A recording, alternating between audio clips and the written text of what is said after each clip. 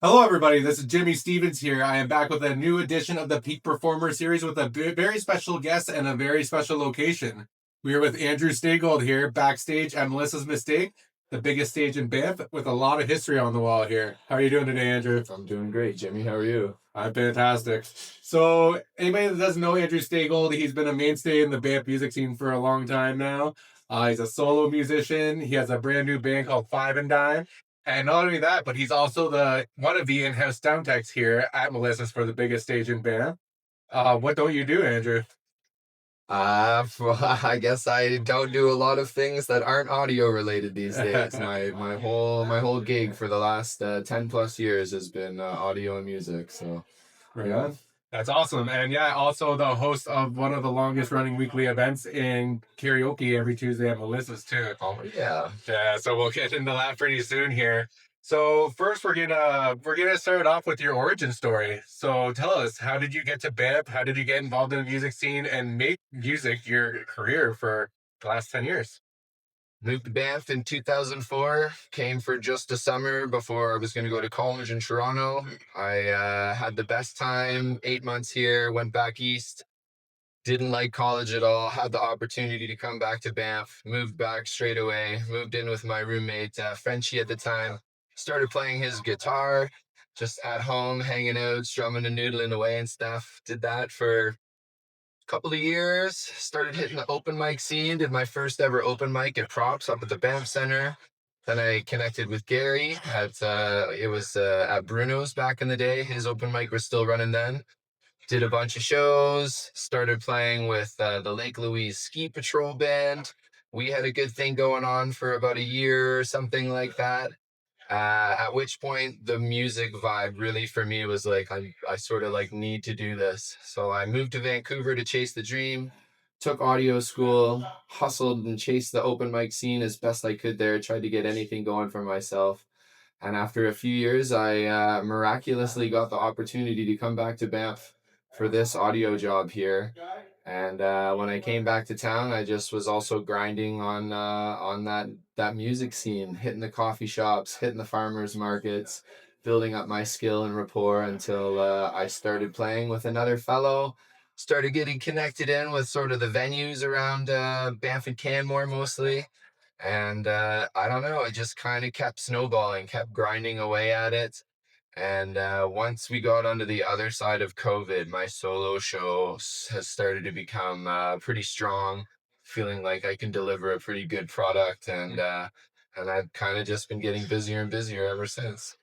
You are one of the busiest guys in music at Banff, that's for sure. I can back you up on that solo show. Me and my partner have seen you many a times. Love seeing you. You're one of our favorite performers to go check out. So great work on that. Thank you, my man. A few very standard things in that story there. Came out for a summer and just came back and never left. Classic. Classic. How many times have you heard that in Banff? Yeah. Right? Also, Gary Gonis helping you get involved in the music scene. That's pretty much every single person I've interviewed has mentioned Bruno's open mics and how Gary encouraged them to get on stage. 100%. So, yeah. So, I actually, next up after your interview is with Gary. So, I'm going to be reaching out to you. I'm actually collecting a question from everybody who shouted him out to write the full interview for Gary Gonis. So, that'll be a fun one. I'm sure you'll have lots of people to get some good questions and some insights from for sure. Yeah, Exactly. he's a fixture without a doubt. For sure. So, Staygold. Why Andrew Staygold? Where'd that name come from? Staygold was just I don't know, it was like one part stage name, one part of having sort of that I guess stage name again, a band identity or a performance identity. And the term Staygold had just been floating around for a long time, and it was always like Staygold Pony Boy. But I took that and adapted it. I'm like, you know what? I'm just gonna keep it Staygold here. So Andrew Staygold was born like that. I love that. A little outsider shout out there. That's right. Yeah. Right on. So yeah, even before you got to music, so it sounds like you just started picking up a guitar when you got here.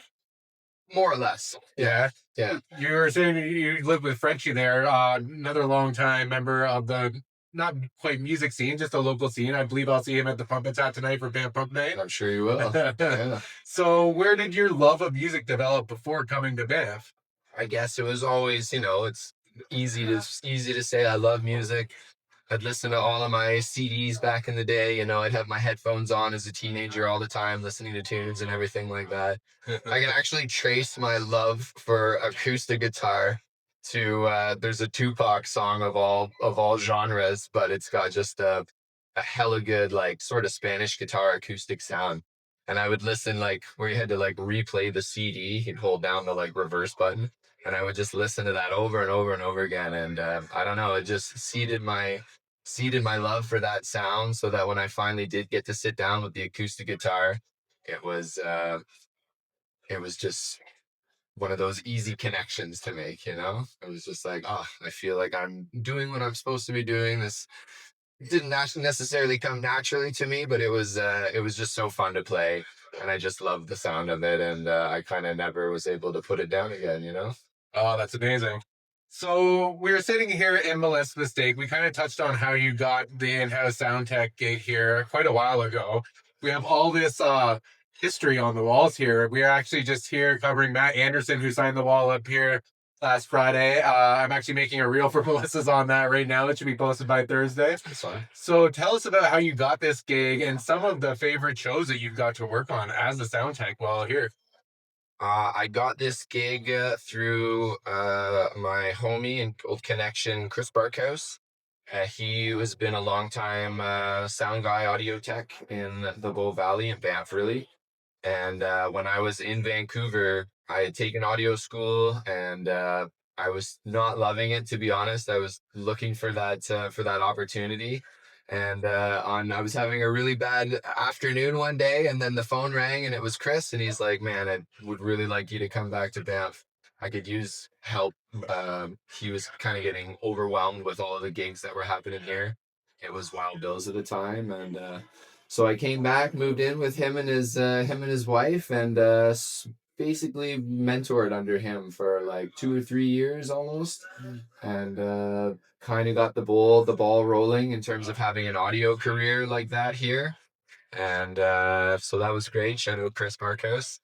And geez, what shows have I seen? I've seen a lot of shows over the years here. Like I've been in this building for 12 years, so thousands of performances, hundreds of bands and shows have come through for sure. Uh, Notable ones, all the West Coast scene, the Western Canadian scene, sort of like your Shred Kellys, your Moon Tricks, your Five Alarm Funk, a ton of the DJs from those people, like your Ski Tours and Matt the Alien and Sticky Buds and company. There's the newer generation now, like Rumpus and Birchill and stuff are coming through. We've had lots of marquee names. Matt Anderson was here. The Beaches really stand out. Seeing them a couple years ago, like they're blown up. They're arena status now, and we got to see them in a sort of small venue setting. I can think of lots. There's so many shows over the years. Charlie Tuna and his band when he came through. Matt Good is really notable. Who else do I got on my brain here? There's been tons of the Pride night shows have been pretty excellent over the 10 years that I've been doing. We've been hosting them here. Yeah, man, lots of good times. Is there one that you were particularly stoked about that you got to run the sound for? I remember talking to Shred Kelly how they usually have a in-house sound tech, and you were stoked that you got to work on their show yourself on the last one. So is there something like that? For sure there is actually. Yeah, when Afro Man came to town, Afro Man was like my first big marquee name that I got to actually mix the audio for. He wasn't traveling with his own sound team that time, so and that was just such a cool show. He was 11 out of 10 more than the expectations. I thought he was going to be like one or two one-hit wonders, and he was like start to finish so cool. The room was packed. It was that was a really memorable one for sure. I personally think Afro Man is one of the most underrated rappers of the 90s. Like, it's so many good songs out there. Like, it's, you think about the few hits, but then you go into some of his albums, and he has so much music out there. I haven't gone down his album rabbit hole, but I was aware of his hits, and I kind of stereotyped him to be like, he's just gonna like, because I got high and stuff like that. But he wasn't, man. He was an all around performer, a great singer on top of that, and he played guitar and stuff. It was a cool night. Yeah, that's awesome. All right, so on top of the sound tech work, you also host the karaoke here at Melissa's. So I don't know if it or the Tommy's Open Mic is the longer running weekly event happening, but it's up there. So tell us about the gig with karaoke and some of the favorite memories from those nights. Pretty sure, to me in my brain, Gary's just been running the open mic, and he's been doing it for as long as I've been here. So that's in the neighborhood of 20 years. And it started at Bruno's when he was doing it, and then it transferred over to Tommy's whenever whatever happened there. So yeah, I don't know. I would say his has definitely been going longer one Yeah. way or another. But when I first moved back to Banff, I was sort of only hired for this summer. It was just high busy season in the summertime here. That's why they needed an extra audio guy. And so when winter rolled through, I was really struggling to find work for me, basically. And the karaoke night was just such a flop, such a dud. They would get different people to host it, and nobody really liked doing it. And it was sort of a negative time. Like you'd come in here, and people would be like, "Oh, that was a terrible performance by so and so," and you just be like, "Oh God, that's like super unfun, basically." So they gave me the opportunity to host the karaoke, and I just focused basically so hard on being positive, finding whatever I could shine a positive light on. Even if people aren't a great singer or whatever, you say, oh, they got the courage to get up on stage, or oh, don't they look good in their outfit or whatever right now. And it started snowballing. It took about 5 or 6 months before the word kind of got out that we had a good thing going. And then I can still remember the first time we had like a big, it was like staff party came down from the Banff gondola, and the whole room just popped off, and it was the first time the karaoke had ever been like an awesome party. And that was like 10 years ago.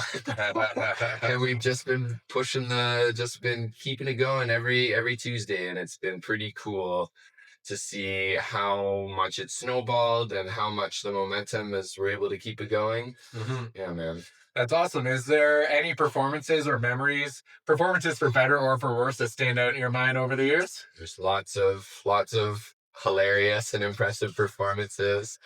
Yeah, there's been lots of people who take their clothes off, which isn't advised. You will get kicked out of the bar, but nevertheless, lots of people will go up there and take their clothes off on stage.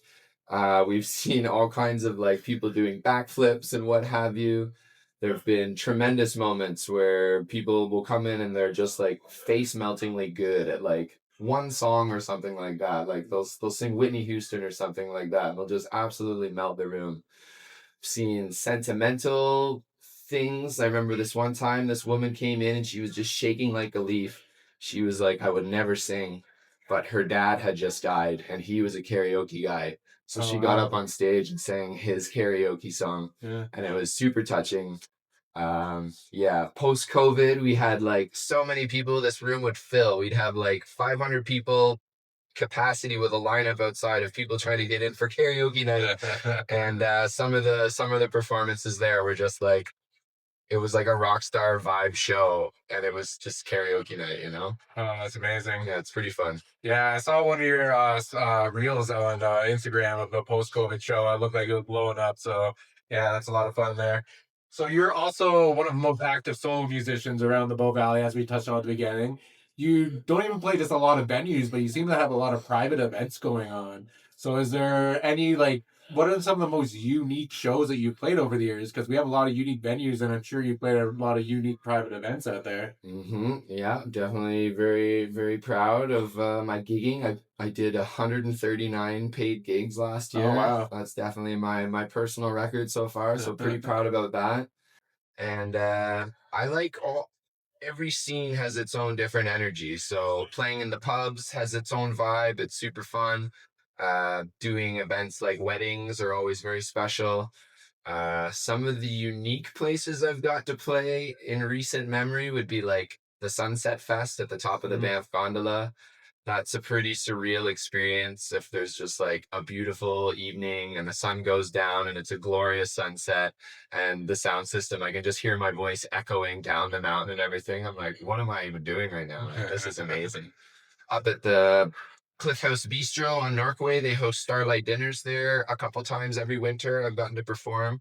Just a super special, intimate vibe. And again, I guess I'm mountain biased. As soon as you have to take a chairlift to go up there, and so it's like you get to ride the chairlift up and down in the dark at night, and it's just it's a pretty special gig like that. You're like, what's surreal to be performing out here, you know? Yeah, that's amazing. Yeah, that Sunset Festival, that's a very prestigious one. Everybody who gets that booking every year seems to be very stoked and very proud of that one. It's a beautiful spot to play some music, man. Yeah, there's not many times you get to catch an amazing musician at the top of a mountain on a nice patio. So, yeah, anybody checking that out on Banff Gondola this summer, I'm sure it'll be back. They have a profile on the website. We have all their events up. It's a great little spot up there for sure. Nice. So, you play a lot of different styles of music as well. So, you dabble in country, classic rock. I believe you call it Canadiana your style. So, is there one thing that stays true about Andrew Staygold music, no matter what genre you're playing? I always sort of joke or quip that it's like, even though I'm playing all the whatever genres, after 30 minutes or so, it's just gonna sound like my voice and me playing the guitar, you know, like that. Yeah, that's one thing that for sure stays the same. I also play long sets. That's something that I like to go for as well. Oh, that's awesome. So we talked about a little bit of this in your origin story, but who are some of the local musicians, venues, and businesses that you want to shout out for their work in the local scene here? I made a list for this one. So I'm sure it's a lengthy If list. that's okay, Of because course. there's tons of people that for sure you just want to show love for. Yeah. Banff does. It's a great community. It's a great spot to be a musician because there's so much tourism here and there's so many restaurants and events and potential to put on music. So without further ado, got a shout out where my home base is, Melissa's. Private previous to Melissa's, it was Wild Bill's. The Rose and Crown Banff, St. James Gate, Pursuit up at the gondola there. Caribou Properties is I was an employee and hosted by them. Do their Christmas party and etc. The town of Banff, great events, love working with them. Banff Lake Louise Tourism, Norquay, Lake Louise. I've been up to Sunshine a few times for their music program. Siegel Entertainment books the Fairmont and the Rimrock hotels. We got a shout out Oasa Arts. They're a good connection for promoting local music and arts. We got to shout out all of the Bow Valley, Canmore Rose and Crown, Tavern 1883. Canmore Brewing has been doing a lot of great stuff in the last couple of years. Shout out them. The Drake and the Hotel, the coffee shops that I've gotten to play with, the Good Earth, Lauren and Kyler over there. They've been very supportive for music. And just to shout out some of the names. Again, I mentioned earlier Chris Barkhouse.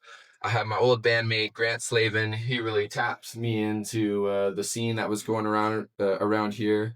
Brent Lee is definitely a local hero. Definitely look up to that guy. Gary Gonis, as we know, he is a legend, and his work and spirit should never be overlooked. He's such a great dude. And then just generally, again, I've been in this venue here at Melissa's for a long time, so I definitely, there's been lots of coworkers and teammates over the year, but shout out everybody that I work with here because it definitely feels like a team effort to put on those shows. And I'm happy to be, I feel supported by my coworkers and my homies here, you know? Yeah, that's great. Yeah, it is a lengthy list. Every time I ask that question, like some people like, okay, I gotta keep it to a couple, and some people have a lengthy list like that.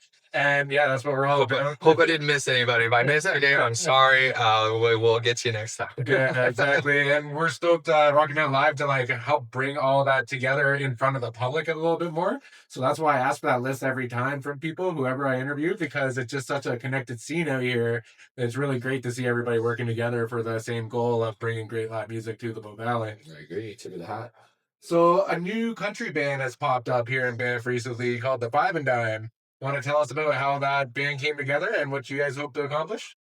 Five and Dime is a new country band here in town. It came together. It's myself, Jake Pizecki, Morgan on drums, and Mike on bass. And those three guys have all been playing music around town in their own various iterations for a number of years.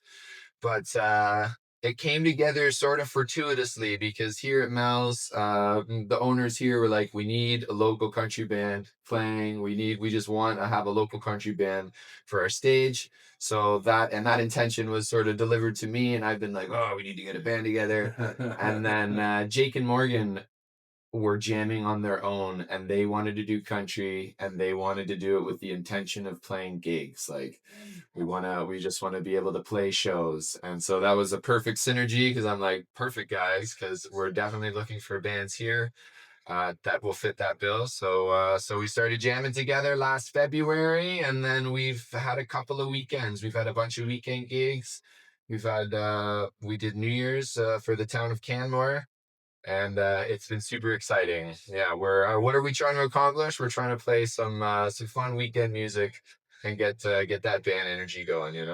That's perfect. I do agree that a country band is needed around here. There's not enough. I actually do. I've interviewed Tyler Wood and Mel's the last time, and he's trying to put together a band to support that scene here because we are in Alberta after all. It's true. It's true. And I believe you've done some line dancing lessons in the past in some venues. Also, one of the many skills that I've picked up along the way that I didn't think that it would happen, but here we are. Yeah, I've learned to do a couple of simple line dances over the years, and it's been pretty hilarious to be able to teach rooms full of people, staff parties or whatever the heck's going on, and yeah, we'll teach them a couple of steps. That's awesome. I think we need a line dancing event here at Mel's. Actually, my girlfriend, when we went and saw you at Canmore's New Year's, I don't even think you knew we were out there. I was hobbled on crutches at the time from a minor knee surgery I got, and you started playing Boot Scoot and Boogie, and my girlfriend went and started the line dance out there. Right. That's right. But Jess wants to learn line dancing from you, so I think we need to get a line dancing event going here. All right. Well, I got the Cadillac Ranch for sure. Yeah, that's an Alberta Saturday night staple right there. That's awesome. So from line dancing to your band to solo shows, what do you love most about performing live music? Two points. I mean, I just love doing music so much. So it's like one of those, it's sort of like going skiing. Playing and performing music is like skiing in a way. You're out there, you're having a good time to do it. Doesn't matter if you're by yourself or with other people, you're like, yo, this is awesome. I'm having a great time. So for me, it's just something that I love to do, and it's able to I love to connect with that. But then as a performer, for sure my favorite part is knowing, or doing my best, I should say, to fill the room with that spirit, with that cheer. Because when a show goes well, you can just tell that the mood is boosted in the room, and as a musician, you can help augment that, whether people want to get up and dance and party to your stuff, or you're just providing sort of that sonic atmosphere while people have their dinner or whatever the heck's going on. But there's so many nights where I can finish my set and I just have that positive, warm, fuzzy feeling in your chest. I did a good job today. Yeah, so it's satisfying like that. Yeah, that's awesome. I ask that question to every single person I interview just because I love hearing everybody's different answers, even though there's always shared similarities in the answers, but a unique answer to them at the same time. It's like one of my favorite questions there. So, who are the top musicians and bands that you dream of sharing the stage with, or even that were just like your inspirations growing up that developed your style over the years? Man, that's sort of a tough question, because I'm very organic in my sort of goals of what I'm doing and where I'm going, sort of a deal. I've definitely been super influenced over the years by tons of shows, but who would I just want to wave a wand with and be on stage is sort of like I sort of am grasping. Like, I guess if I was little, I would be like, it would be super cool to say I was on stage with Avril Lavigne. Young Andrew would be pretty pumped about that one, without a doubt. Was definitely saw her concerts when I was like 19 or whatever. I was like, this is awesome. Uh, I wouldn't say no to sharing the stage with Tim McGraw. That would be kind of a cool sort of like teenage hero moment as well. But generally, I'm just happy. Like, I get excited every time to work with whoever is around. So I'll be looking forward to whoever I get to share the stage with next. That's awesome. So, what's next for Andrew Staygold in 2026? You've accomplished so much in the local music scene. You are a staple here. You're a busy guy. Is there any goals you got, or even just upcoming shows this year that you're stoked about? Again, I guess I kind of defer back to just being like, I'm pretty organic. I've worked hard and I've got all of these different balls in motion right now. So I'm kind of just trying to keep that grind going, because the more I work at it, the more I progress at it, the more opportunities become available and the more rewards you start to reap that I wasn't expecting. Like I've run into a lot of unexpected fortune in times when I didn't see it coming, you know? So I don't have any particular show or anything that's specifically on my radar, but just looking forward to working hard and keep making it happen. That's awesome. So I'm gonna throw out a random question I just thought of. You've seen a lot of live music, obviously, in the Bow Valley over the years. But what's just your favorite concert that you've ever seen? You mentioned Avril Lavigne there, maybe sharing the stage with Tim McGraw. What's some of your favorite shows that you've seen over the years? Man, man, I've seen a lot of fun shows. It's so hard for me to just pick one and say it all. It this one stands out above the rest. Yeah, it would be hard to say. I love all the shows. I love the different sort of energies of each genre too. You go to a DJ show, you go to a rave or a dance party, you see the live music, you see the rappers, the punk scene.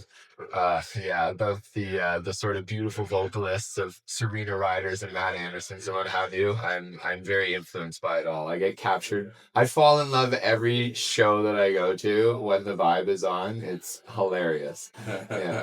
That's awesome. Being such a also dabble in the Calgary music scene as well. Are you a big Stampede guy? I'm a little bit. I try my best. I've got peers that I've gotten to work with over there, so hopefully I'll get to tap into the Calgary scene a little bit more moving forward in the future. Who knows? But sorry, what were you saying? Any shows? Well, no, just like yeah. Is there anything that stands out in your mind from the Stampede you've seen over the years? Just wondering if you're a big Stampede guy. Oh yeah, yeah. Man, I make it at the Stampede a little bit, not all the time. I did see Tim McGraw there well back in the day. Yeah, that was I won't say it was just one of those concerts that I was really excited to see. So that was a cool one. Right on. Well, we'll wrap it up here. So thank you for your time. I appreciate it. This is a really the coolest place we've done the interviews. I started them on Zoom, but I've tried to do more, way better in person, a little bit more intimate. This is the coolest little room that we could do it in. So I appreciate your time and your support of Rocky Mountain Live. I actually, before I even launched Rocky Mountain Live, I reached out to Andrew. I met him at Melissa's Road Race and told him about my idea. We chatted about it. You've been supportive ever since. So I really appreciate you and your support. So, is there something you want to say to maybe some of the people in the local community about why Rocky Mountain Live is an important project, bringing the music community together in not just the Bow Valley but beyond? Well, yeah, I can just sort of echo. I appreciate you, Jimmy, and it was obvious right from when we met that road race weekend that you had a great idea and a great plan and the hustle to get after it. And to me, you've sort of developed that online social connection that was not here previously. So I tip of my hat to you for sure for bringing names and venues and everything onto the radar and helping people get connected and aware of what's happening around here for sure. Perfect. Well, thank you very much for your time. Thank you I very much. appreciate you. And everybody, next time you're in Banff, if you're not around, check out Melissa's. There's music every single Friday, Saturday, karaoke every Tuesdays. There's often DJ shows on Wednesdays and Thursdays. They have the biggest breakfast menu in Banff. They have daily specials on, whether it's drinks or food. So lots going on here. Come check out Mel's. Come say hi to Andrew. I might be around shooting a show or something as I do the social media here as well. So big shout out to Mel's for hosting us today and for all the work they do in the local scene. Thank you everybody for joining us for the latest Peak Performer Series. We'll see you next time.